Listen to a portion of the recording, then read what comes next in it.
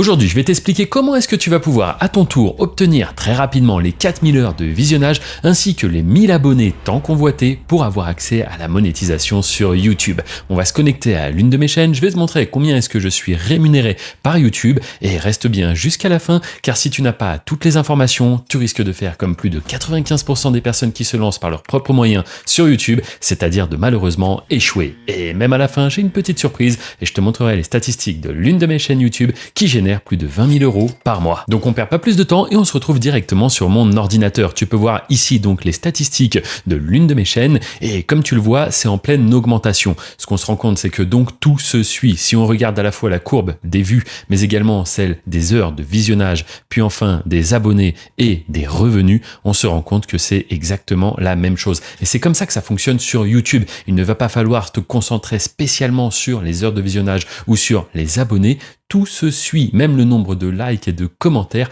va être proportionnel. Donc ce que tu dois véritablement faire dans un premier temps, c'est tout simplement éviter de t'éparpiller. Il faut que tu trouves ta niche, celle qui te correspond et celle où tu vas pouvoir produire du contenu régulièrement. Si on retourne sur ma chaîne, on se rend compte qu'au début, je faisais pas mal de petits tests. En effet, aujourd'hui, la chaîne est lancée. J'ai trouvé la thématique qui correspond à mon audience et YouTube, ça, il l'a bien compris. Donc il met en avant chacune de mes publications. Et c'est comme cela que de nombreuses vidéos arrivent à dépasser les dizaines de milliers de vues. Et je ne suis pas prêt d'arrêter car je vois qu'il y a une forte demande et vous adorez tout ce que je propose sur cette chaîne. Mais avant d'en arriver là et de comprendre exactement ce que le public attendait de moi dans mes créations, eh bien j'ai fait pas mal de recherches et surtout pas mal de tests. On le voit ici, j'avais fait une vidéo sur ta zone de confort est en train de ruiner ta vie, l'idée business parfait, ensuite la décision qui va changer ta vie. Bref, je faisais pas mal de petits tests comme cela et au final, c'est en testant qu'on comprend ce qui fonctionne. Mais encore faut-il être capable d'analyser efficacement les données que nous donne YouTube. Et c'est ce qu'on va regarder tout de suite en allant du coup sur l'une de mes vidéos, par exemple celle-ci qui a plutôt bien fonctionné. En effet, cette vidéo totalise à elle seule plus de 5000 heures de visionnage. Je te rappelle qu'il en faut seulement 4000 pour être monétisé. Donc là, c'est bon. Et au niveau des abonnés, c'est la même chose. Cette vidéo a totalisé à elle seule, une fois de plus de 4000 abonnés. Donc vraiment, là, il y a les deux critères qui sont déjà remplis avec une seule vidéo. Mais dit comme ça paraît simple. Maintenant, comment est-ce que j'ai fait pour réussir à faire des vidéos qui performent autant? Alors là, il va falloir analyser un peu plus dans le détail. On va prendre par exemple une autre vidéo. Celle-ci, tu vois, elle a donc totalisé 3000 heures de visionnage et 1800 abonnés. Une fois de plus, les courbes se suivent, comme je te l'ai dit juste avant. Et du coup, tu le sais bien, sur YouTube, quand tu fais des vues, tu génères des revenus. Alors, ce qu'on va regarder ensemble, c'est tout simplement la courbe de rétention. En effet, c'est très important. Une fois que tu as trouvé la thématique, la niche qui te correspond, là où tu peux produire du contenu efficacement et surtout à partir du moment où vraiment tu sais que les spectateurs vont être intéressés par ce contenu que tu proposes, eh bien, il faut prendre le temps d'analyser tes courbes de rétention. On voit au début une grosse baisse. En effet, je passe donc quasiment de 100% de l'audience, ce qui est normal. Au début, tout le monde clique à directement 57%. Donc, je perds presque la moitié, un bon tiers des spectateurs dans les premières secondes de la vidéo. À 25 secondes, il n'y a déjà plus que 57% des spectateurs. Mais ensuite, on voit que ça remonte un peu, sûrement parce que je dis quelque chose d'intéressant. Puis après, ça redescend. Et le but, c'est vraiment de limiter comme cela la perte de spectateurs tout au long de ta vidéo. C'est ce qu'on appelle ici une courbe de rétention. On s'aperçoit aussi qu'à la fin, il y a encore une baisse et c'est tout simplement dû au fait que on est sur l'outro. Je remercie les spectateurs d'avoir regardé la vidéo et je leur dis à bientôt. Et donc, bien évidemment, beaucoup de spectateurs quittent à ce moment-là, mais c'est totalement normal. Et donc, comment faire pour capter l'attention d'un spectateur pendant environ 14 minutes? Parce que c'est ici ce que j'ai fait sur cette vidéo. Eh bien, c'est très simple. Il va falloir faire une intro vraiment punchy où c'est que tu vas directement à l'essentiel. Le spectateur a décidé de cliquer parce qu'il y avait une promesse, un titre qui lui a donné envie de cliquer, une miniature aussi, bien évidemment. Et du coup, derrière, il faut que forcément le spectateur ne soit pas déçu. Donc, tout au long de la vidéo, il va falloir apporter en continu de la valeur. Soit de la valeur, soit du divertissement. Ça dépend une fois de plus de la niche que tu as sélectionnée. Et à la fin, je vais te montrer que parfois, la valeur sur YouTube, ce n'est pas du tout ce qui fait le plus cliquer. Et juste avant de te divulguer les autres conseils qui vont t'aider à atteindre les 4000 heures de visionnage et les 1000 abonnés, laisse-moi te dire que les compétences que tu es en train d'acquérir ici peuvent t'ouvrir les portes d'un véritable business. En effet, cela fait maintenant plus de 12 ans que je gère un réseau de chaînes YouTube anonymes et automatisées. Et cette activité totalement méconnue en France m'a permis dans un premier temps de générer une source alternative de revenus avant de bouleverser complètement ma vie. Aujourd'hui, grâce à ce business, je peux profiter de mes amis, de ma famille et tout ça sans avoir à me soucier de l'argent. D'ailleurs, il y a quelques mois, je me suis marié avec ma femme et c'est tout simplement grâce à YouTube qu'on a pu, comme cela, réaliser l'un de ses plus grands rêves, avoir un mariage juste exceptionnel dans un château. Et tout cela alors qu'il y a encore quelques années, j'étais tout simplement livreur de pizza et je ne savais même pas ce que je voulais vraiment faire de ma vie. Et donc si tu souhaites en savoir plus sur les méthodes et secrets que je ne peux pas révéler ici directement sur YouTube, eh bien je t'invite à la fin de cette vidéo à cliquer sur le titre afin de faire apparaître la description. Tu y trouveras un lien où je te révèle véritablement comment est-ce que ma méthode fonctionne. Maintenant qu'on a regardé ensemble la courbe de rétention, je te propose qu'on s'intéresse directement au watch time et au CTR. Et qu'est-ce que le CTR? C'est tout simplement le taux de clic sur tes miniatures. Tu vas voir que cette donnée est très intéressante. Donc par rapport au watch time, pour en finir avec ça, la durée moyenne de visionnage, ici on a donc depuis le premier jour de la publication de ma vidéo, on voit que ça monte et que ça descend, mais quand même ça a une petite tendance à la hausse. Et ça, c'est vraiment bon signe. Ça veut dire que plus on avance dans le temps, plus YouTube arrive à trouver des spectateurs qui sont intéressés par mon contenu. Car oui, si cette courbe, ou plutôt cette durée de visionnage moyenne n'est pas bonne, eh bien YouTube va rapidement stopper le carnage, j'ai envie de dire, parce que ce que veut YouTube, c'est que les spectateurs restent sur la plateforme.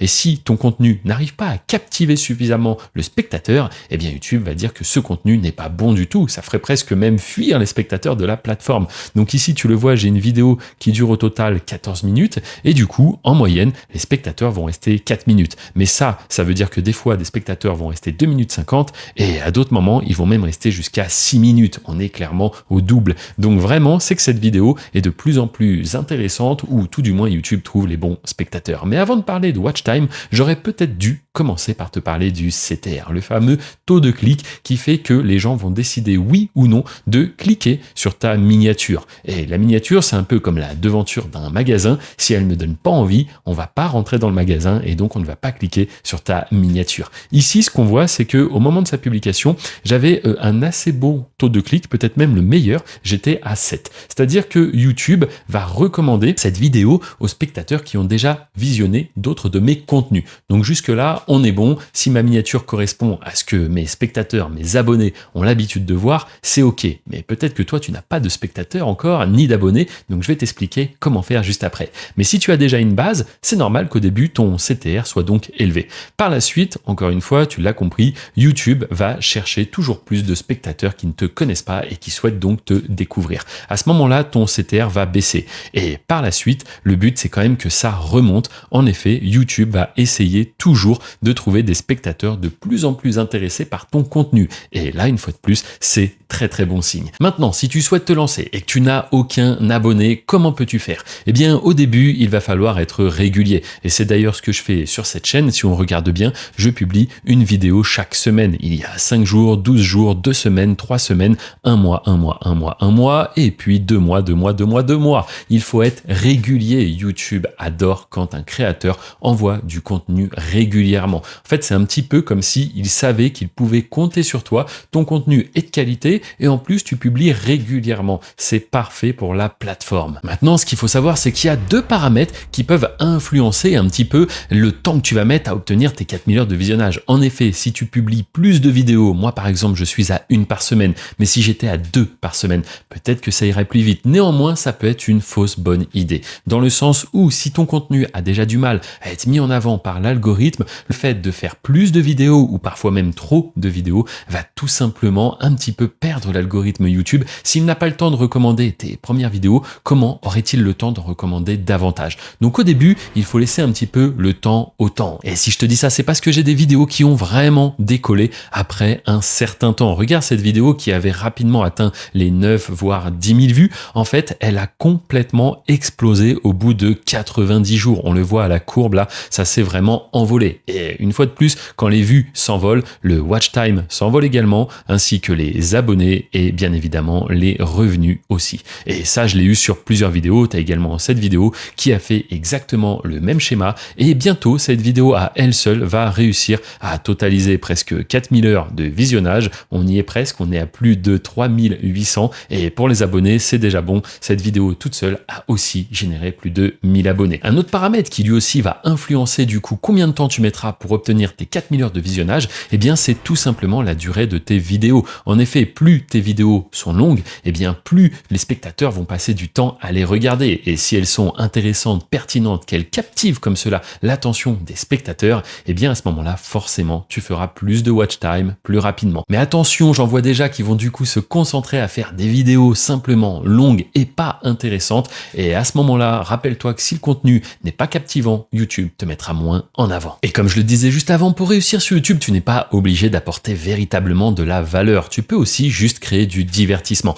Et c'est typiquement ce qu'a fait cette chaîne en suivant à la lettre un tutoriel que j'ai publié il y a maintenant quelques semaines. En effet, dans ce tutoriel, j'expliquais comment créer des intérieurs luxueux, tout simplement en utilisant l'intelligence artificielle et qui plus est avec des outils qui sont gratuits. Et si on regarde un petit peu en détail cette chaîne, eh bien déjà si on trie par plus ancienne, on voit que cette chaîne est active depuis 2 semaines, 13 jours, 12 jours, bref, ça fait tout juste 2 semaines que cette chaîne a commencé à publier. On remarque qu'elle a donc maintenant plus de 1000 abonnés et si on va directement dans plus ici, on voit que la chaîne totalise 85 000 vues. Il est donc fort probable que cette chaîne soit dès maintenant monétisée. Et si on regarde même encore un petit peu plus en triant par populaire, on voit que cette chaîne arrive à faire 30 000 vues, 17 000 vues, 7 000 vues, 6 000 vues. Bref, la chaîne est lancée, la chaîne génère des revenus et tout ça en ayant suivi un tutoriel que j'ai proposé ici gratuitement. D'ailleurs, je vais t'en reparler juste après si tu souhaites faire la même chose. Et juste avant que je te montre les revenus de l'une de mes chaînes qui a généré plus de 20 000 euros sur les 28 derniers jours,